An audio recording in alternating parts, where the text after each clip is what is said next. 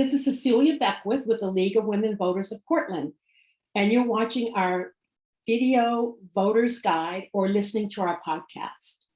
We're here today to talk with the candidates running in the May 17th, 2022 primary election. All candidates running for this position in the primary elections were invited by the League to participate, and we asked candidates for the same office the same questions. The number of questions asked is determined by the length of the candidate's answers. In this process, we're grateful for the support of the Carol and Thelma Sailing Foundation, the League of Women Voters of Portland Education Fund, the Weiss Foundation, and our media partner, Metro East Community Media. With me today is Jennifer McGuirk, running for the Multnomah County Auditor. Welcome, Jennifer.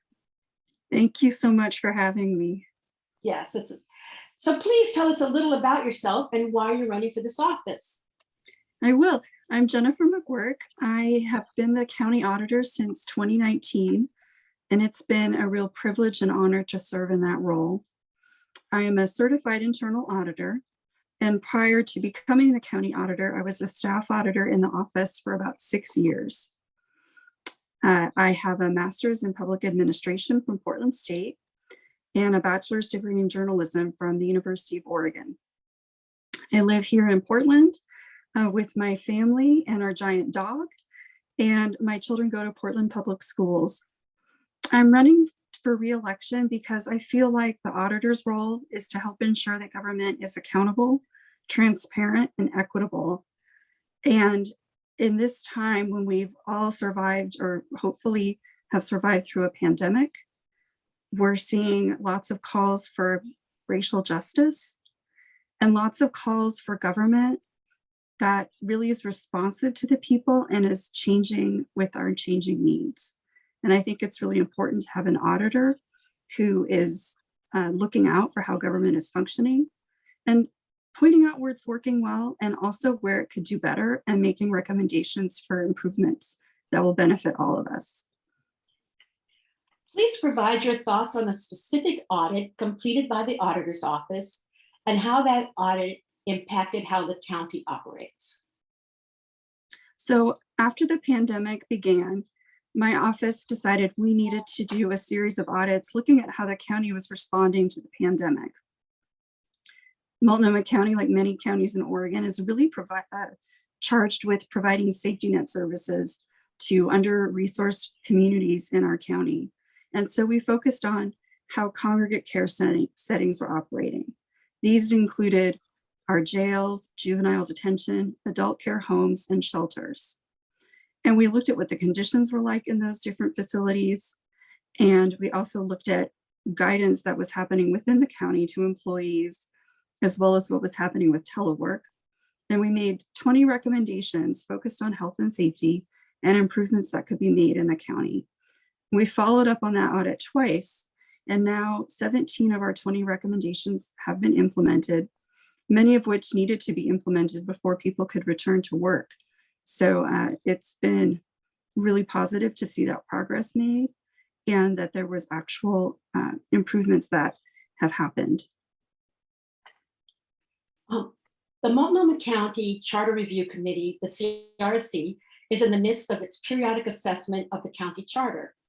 What proposals relevant to the auditor's office did you make to the CRC and why?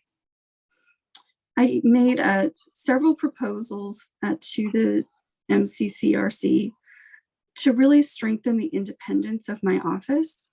One of the things that we're recommending, for example, is that the county chair, who's really the county CEO, not have budget power over my office. Almost everything that my office can audit reports to the chair. And so it's awkward at best when I then have to bring proposals to that person to try to improve the size of my office so that we can provide more audits to the public. The kind of budgets process we have actually does not align with best practices for government auditing standards. And so we're proposing that instead there be a set amount of a general fund budget that goes to my office. And it makes sense to me that the people should get to vote on whether they would like to proceed with that route, since I report directly to voters. And so voters should get to decide how my office is funded. We're also proposing that the county have an ombudsman, who is someone individuals can go to when they're having an issue with an administrative part of the county. The city of Portland has one, and it's been very beneficial to individuals and also to making important systemic changes. And we would also like to get our hotline for fraud, waste, and abuse into the charter, and to ensure that we have access to county information so that we can conduct our audits on the people's behalf. What, if any, county operations do you feel could benefit from a more frequent or intensive audit? And what's the basis for your opinion? That's a great question. I feel like one area that is coming up repeatedly right now is how the county is addressing homeless services. And it is something that my office is currently auditing. We're looking at the information systems and how the data is reported to the public. But there's a whole host of other ways we could look at that system to make sure that it's operating effectively for the people.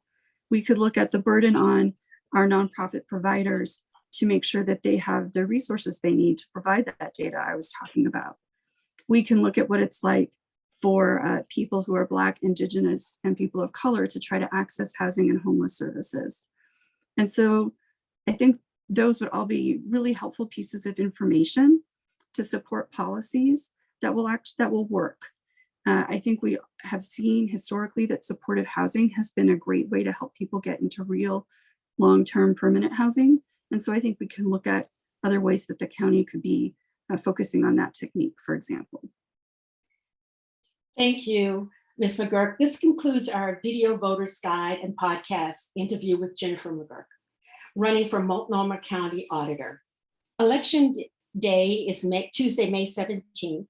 And thank you for informing yourself about the candidates and for exercising your right to vote.